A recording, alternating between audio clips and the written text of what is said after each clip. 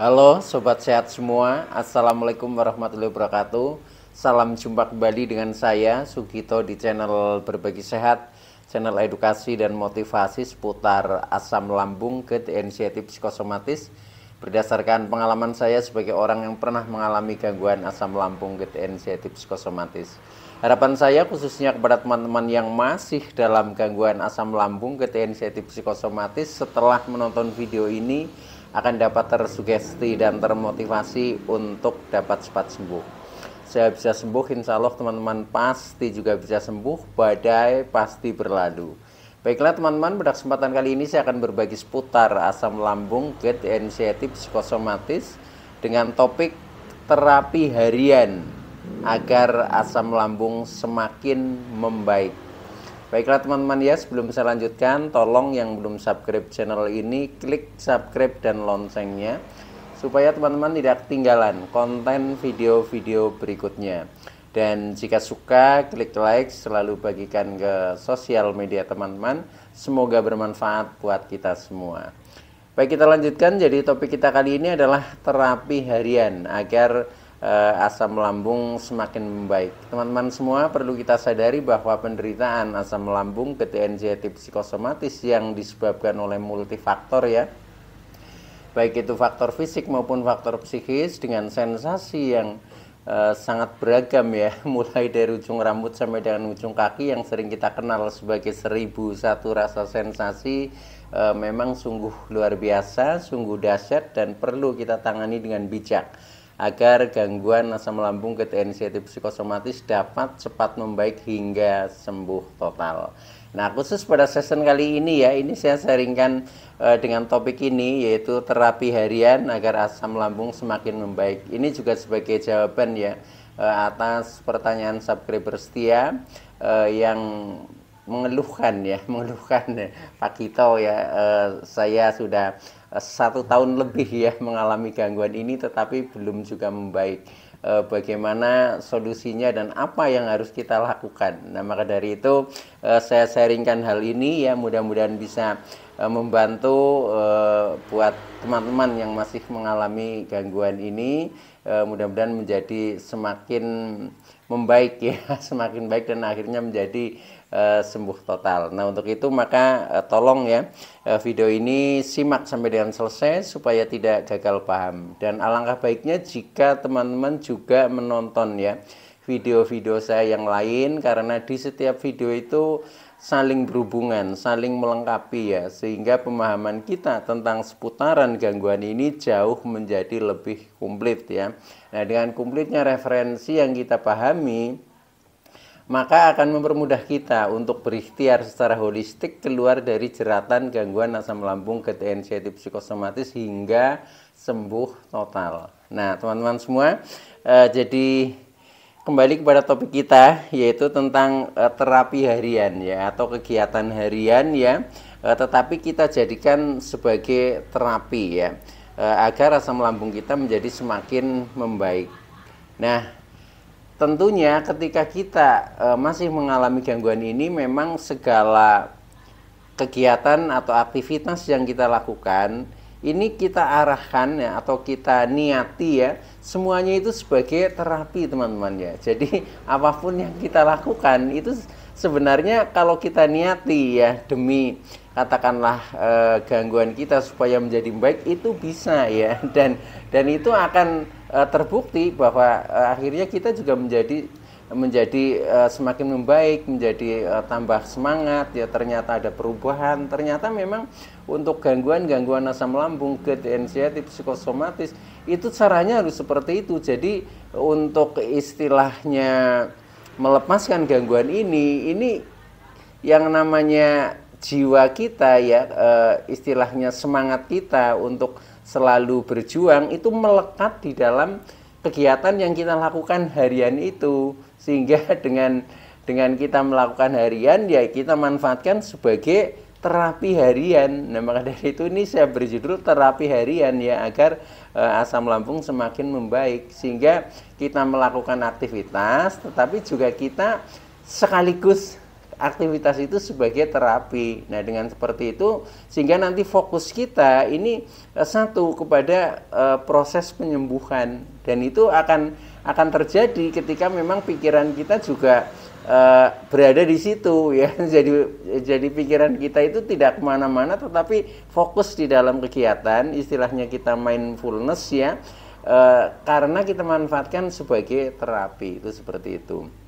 Nah, tidak panjang lebar ya, langsung saja. Jadi ini karena tip-tipnya juga banyak ya, karena kegiatan-kegiatan harian kita itu kan banyak ya. Nah, itu tinggal istilahnya kita manfaatkan sebagai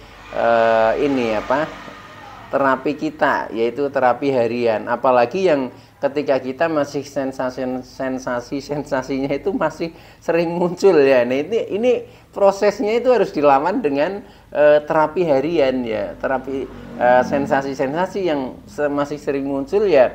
Biasa contohnya seperti keliengan, kepala berat, pusing-pusing ya, kadang mata buram, kadang telinga berdenging, kadang mulut asam ya, kadang tensi selalu naik, kemudian dada ini kadang terasa panas, berdebar, nyeri ya, nafas agak ngap ya, agak pendek, kemudian ulu hati mengganjal, yang perut itu kadang masih suka tidak nyaman, sering merasakan kembung, begah, sembelit, perih dan lain sebagainya ya, sampai dengan ketika istilahnya tubuh kita juga belum energik, kadang masih mudah lemes ya, gerak sedikit capek ya. Itu memang bawaannya orang-orang yang mengalami gangguan asam lambung ketensi psikosomatis itu seperti itu ya. Jangan kita bergerak ya. Nah, kadang kita ngomong seperti ini aja capek teman-teman ya, itu seperti itu.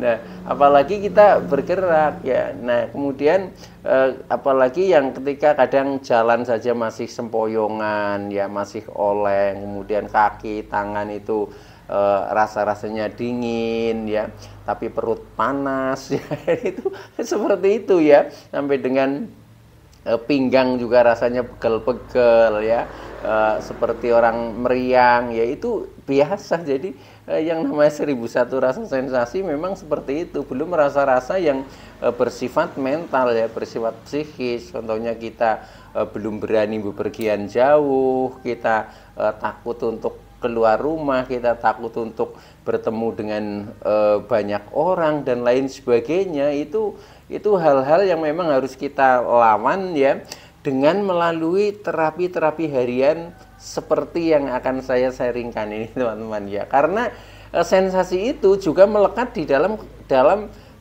kegiatan kita harian kita. Nah, kalau kita tidak istilahnya punya mental untuk melawan, ya sudah, akhirnya kita semakin terkuasai oleh kecemasan kita sendiri, atau kita semakin takut dengan pikiran kita sendiri. Itu seperti itu. Baik teman-teman ya, saya minum dulu ini ya, serat.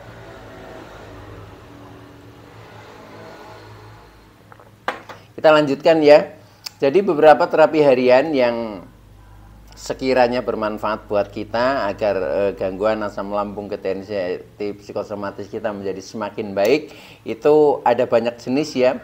Cuma ini yang saya ingat ya, dan yang pernah saya praktekkan di dalam harian waktu itu ya, dan ini cukup bermanfaat lah, karena buktinya saya menjadi sembuh ya, sampai dengan sekarang juga tidak kambuh. Nah, ini kan membuktikan ya bahwa tip-tip yang saya praktekkan itu memang bermanfaat. Nah, mudah-mudahan ini juga bermanfaat juga buat teman-teman. Nah, ketika teman-teman memang masih ya memiliki sensasi-sensasi itu, katakanlah memang gangguan kita itu belum betul-betul membaik, maka cobalah kita lakukan terapi harian. Nah, terapi harian itu banyak jenisnya ya yang harus kita lakukan melalui kegiatan harian, yang antara lain adalah hal-hal sebagai berikut ya. Satu ya, yang pertama ini.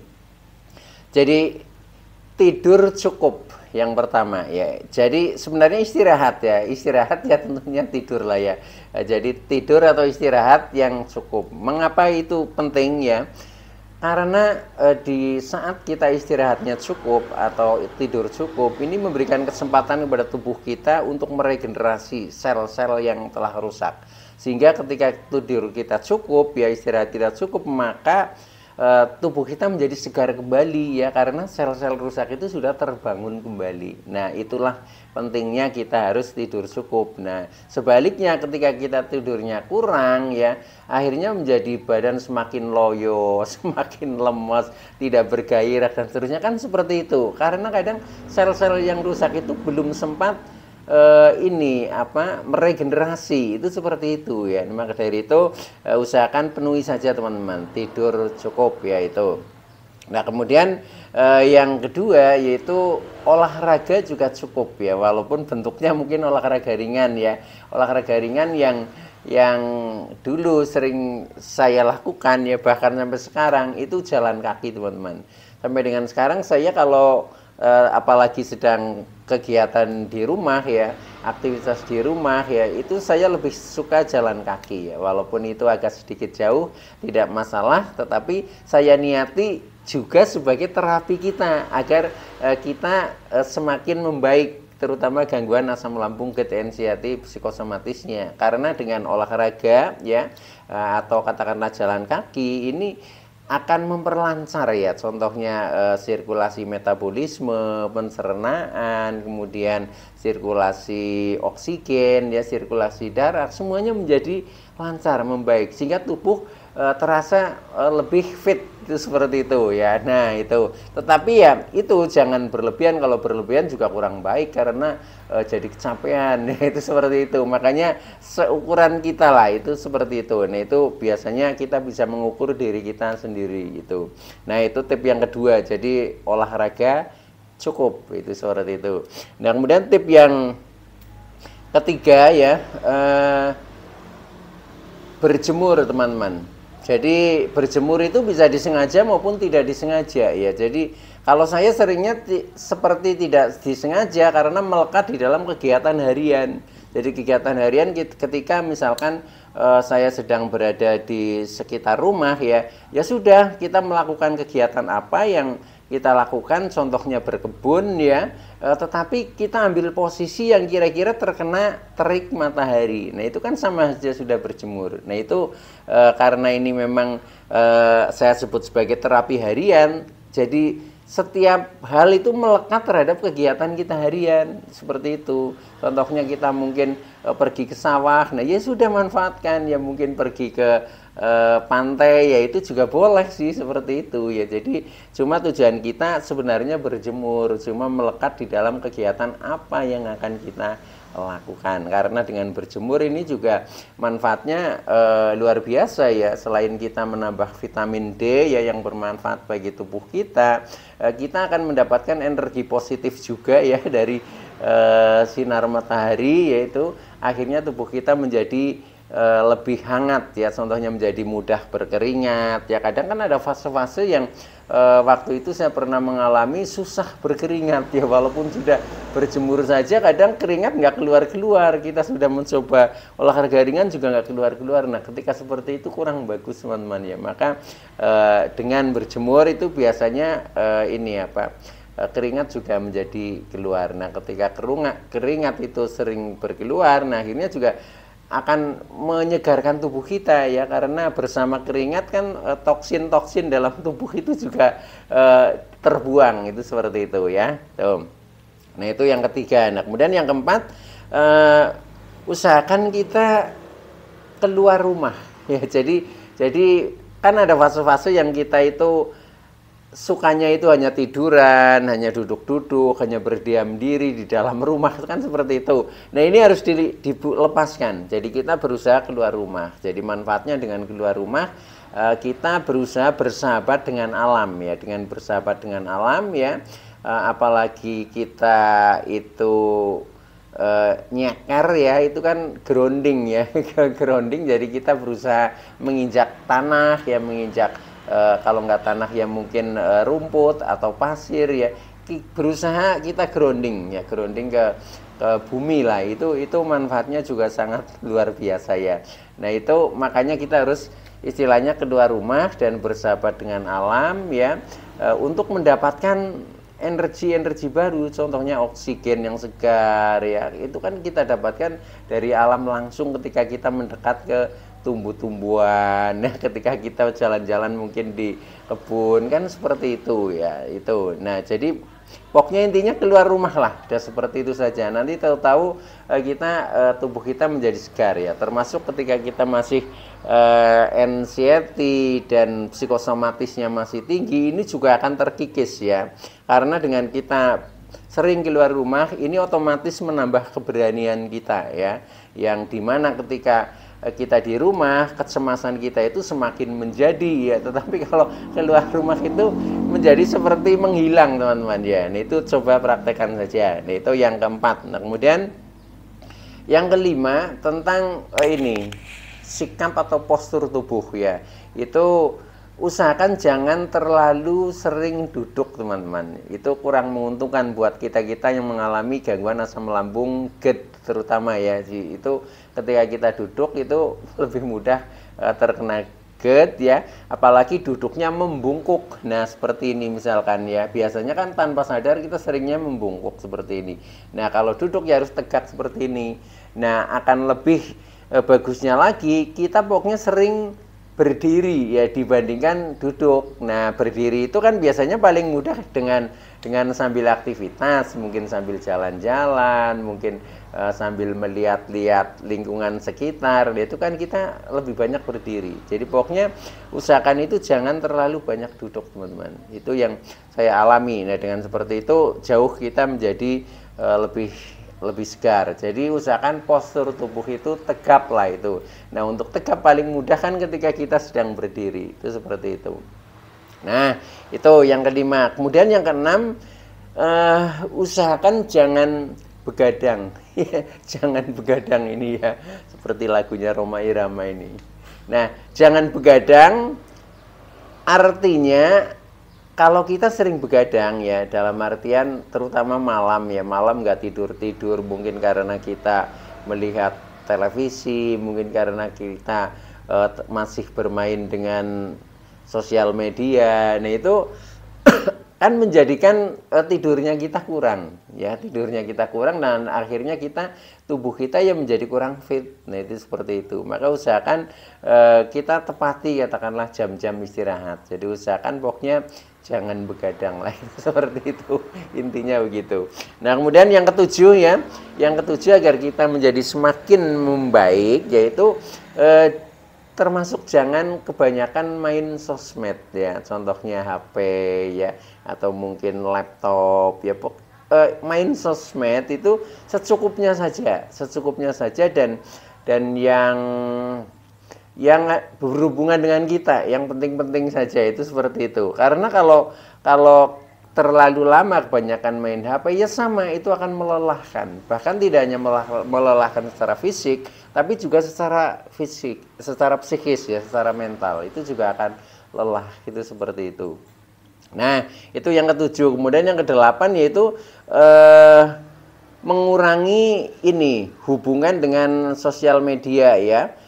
Lebih baik kita bertemu langsung ya. Kadang kan kita apa-apa itu sudahlah pakai telepon, pakai WhatsApp ya, mungkin komunikasi lewat Messenger dan lain sebagainya. Kita kecenderungan tidak memanfaatkan momen itu untuk bertatap muka secara langsung. Nah itu kalau bisa dikurangi dengan menggunakan sosmed itu ya, tetapi kita berusaha lebih baik bertemu langsung, karena dengan bertemu langsung ini ada sesuatu yang sebenarnya positif buat kita. Contohnya melatih kita untuk berkomunikasi langsung, melatih kita untuk menjadi bergerak, melatih kita menjadi menghadapi banyak orang, itu seperti itu. Nah itu keuntungannya di mental kita nanti akan berubah teman-teman ya. Tetapi kalau kita hanya apa-apa pakai katakanlah HP ya, karena untuk berhubungan itu sudah cukup lewat itu, nah itu di akhirnya itu manfaatnya yang kita tidak mendapatkan untuk kita terutama yang mengalami gangguan ini asam lambung, gejala sensitif psikosomatis. Maka usahakan itu saja ya. Jadi kita berkomunikasi langsung saja. Jadi anggap saja kita sedang tidak punya sosial media lah seperti itu. Nah, kemudian yang ke-9 ya, kita jangan males ya, jangan males bergerak ya, jangan mager lah, itu seperti itu. Jadi usahakan apa-apa itu kita mandiri ya, kalau bisa kita lakukan sendiri supaya tubuh kita menjadi bergerak, yaitu seperti itu. Contohnya ketika misalkan saya mau minum ya, pengen buat teh ya, udah kita buat sendiri ya, kita cari ya. Kalau pengen ngerebus air, kita rebus sendiri. Nah itu supaya menjadi bergerak kita itu seperti itu. Jadi jangan manja lah, intinya seperti itu. Ya itu akan lebih menguntungkan ya, karena untuk melatih kita, karena kegiatan harian ini sedang kita manfaatkan sebagai terapi, itu seperti itu. Nah itu yang ke-9, jangan mager ya. Kemudian yang ke-10 ya, lakukan kegiatan yang produktif ya. Kegiatan yang produktif itu bisa melalui kegiatan hobi tetapi produktif. Nah nanti di situ kita akan asik, tidak akan merasa capek, tapi justru kita merasa bahagia atau senang ya. Karena selain kegiatan itu memang bakat kita ya, nah itu juga nanti akan, karena sifatnya produktif mungkin akan menghasilkan, dan itu akan menjadi ini ada kebahagiaan tersendiri. Nah itu bisa dipupuk kegiatan-kegiatan itu, dan insya Allah ketika kita melakukan hal itu ya, gangguan seperti anxiety psikosomatis itu juga akan menjauh teman-teman, yaitu intinya seperti itu.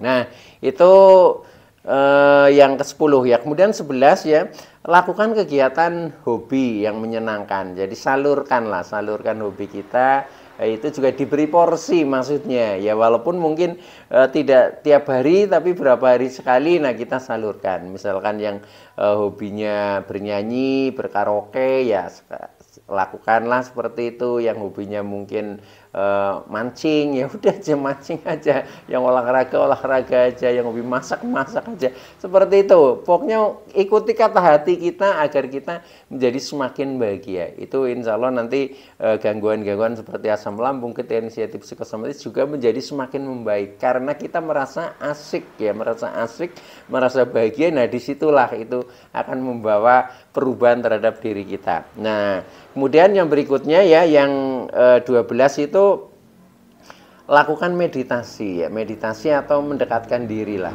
Ini intinya meningkatkan ibadah kita sebenarnya itu. Nah itu juga sangat positif karena itu bisa menenangkan pikiran kita, emosi kita ya, perasaan kita jauh menjadi lebih tenang. Nah itu lakukan saja. Jadi intinya kita harus lebih banyak mendekatkan diri, yaitu seperti itu. Nah kemudian yang terakhir ya, kita selalu sadar nafas ya. Jadi nafas itu kita latih ya, kita menyadari nafas, dan juga nafas itu sebenarnya paling bermanfaat ketika kita bisa memanfaatkan. Contohnya untuk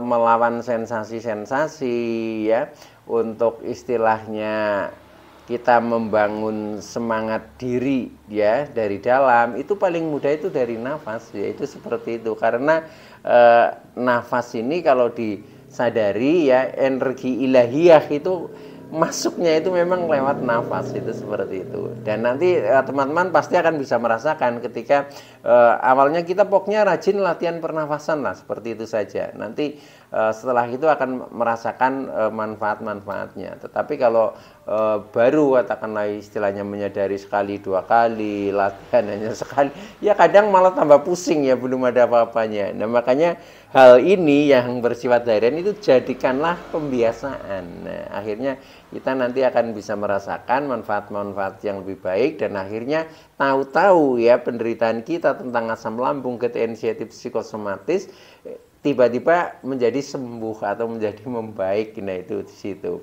Baik teman-teman ya, itu dulu yang bisa saya sampaikan ya, kurang lebihnya mohon maaf. Terima kasih atas like, subscribe serta komennya. Saya Sugito dari channel Berbagi Sehat. Saya bisa sembuh, insya Allah teman-teman pasti juga bisa sembuh. Badai pasti berlalu. Oke, sekian ya, terima kasih. Wassalamualaikum warahmatullahi wabarakatuh.